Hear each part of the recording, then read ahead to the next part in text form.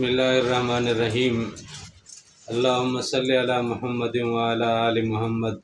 کما صلیت علی ابراہیم وعلی آل ابراہیم انک حمید مجید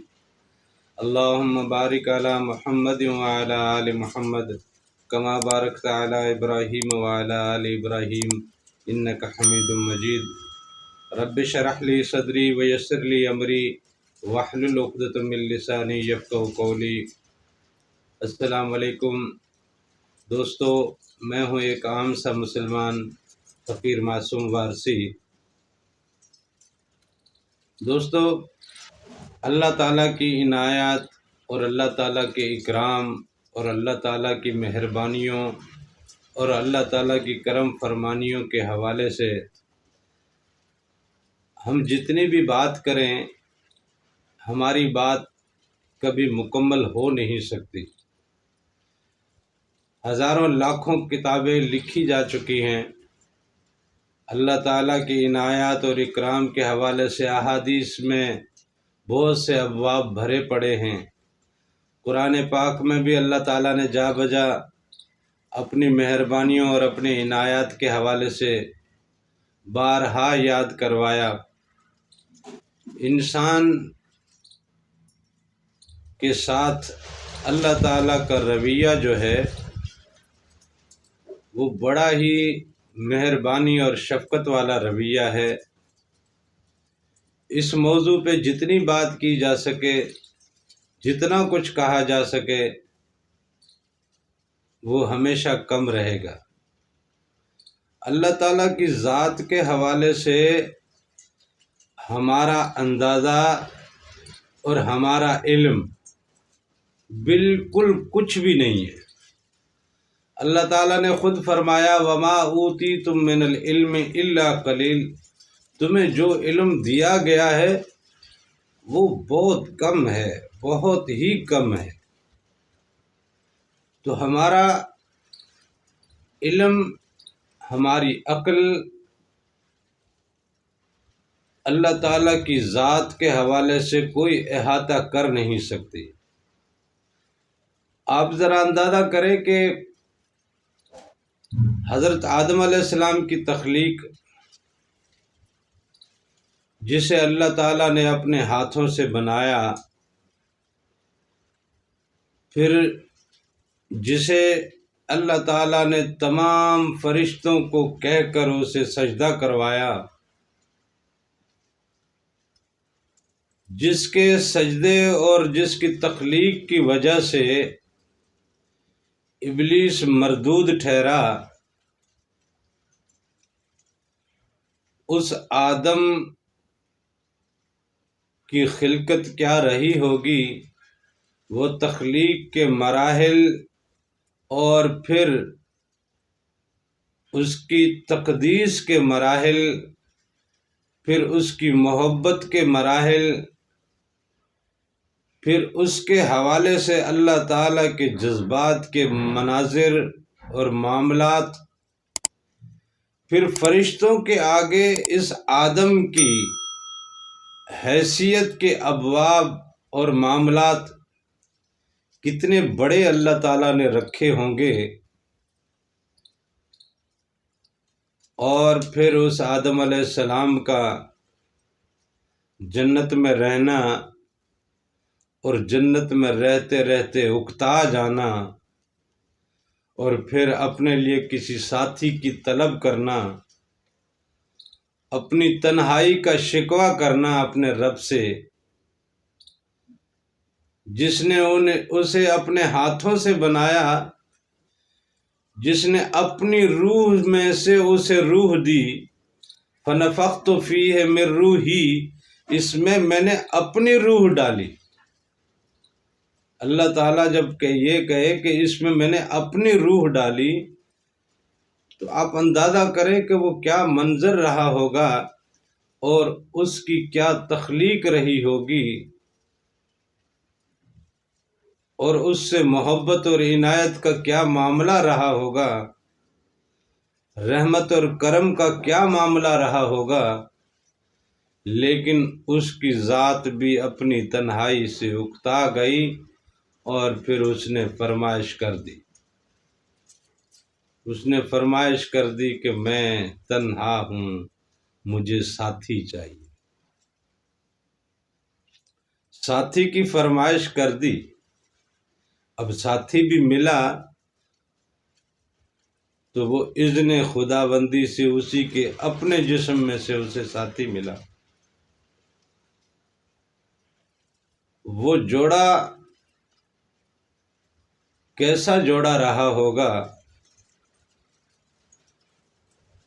ان کا ساتھ کیسا ساتھ رہا ہوگا۔ صدیوں کی تنہائی کے بعد کوئی ساتھی ملے اور وہ ساتھی بھی اس کے اپنے جسم سے نکال کے اسے دیا گیا ہو، اس ساتھی سے محبت کا کیا عالم رہا ہوگا، اور اس ساتھی سے اس کی قربت کا کیا معاملہ رہا ہوگا۔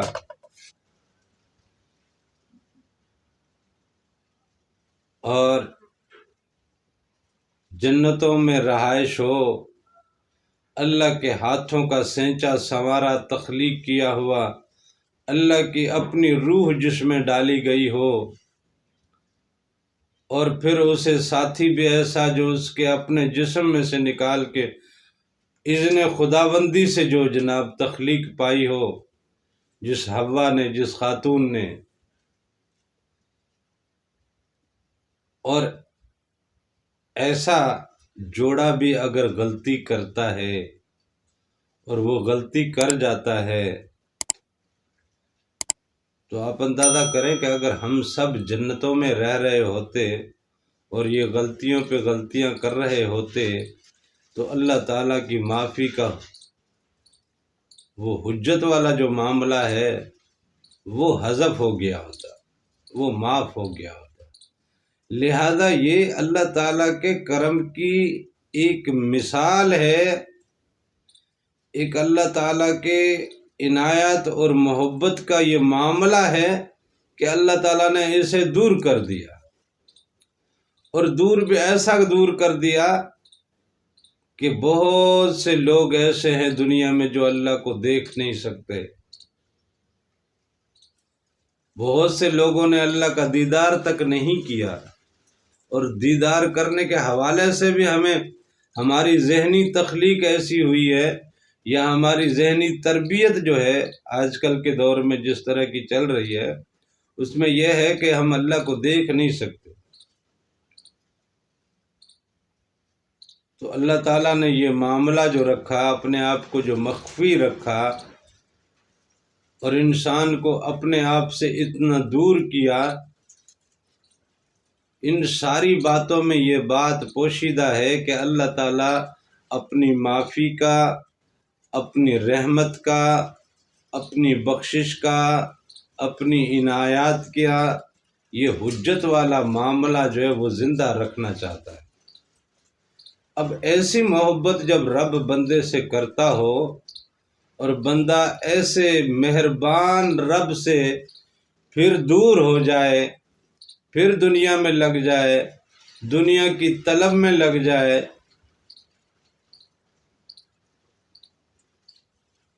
یہ انسان کے لیے کتنا بڑا خسارے کا معاملہ ہے۔ وہ اپنے خالق سے دور ہوتا جا رہا ہے، وہ اپنے مالک سے دور ہوتا جا رہا ہے۔ وہ اتنے مہربان دوست سے،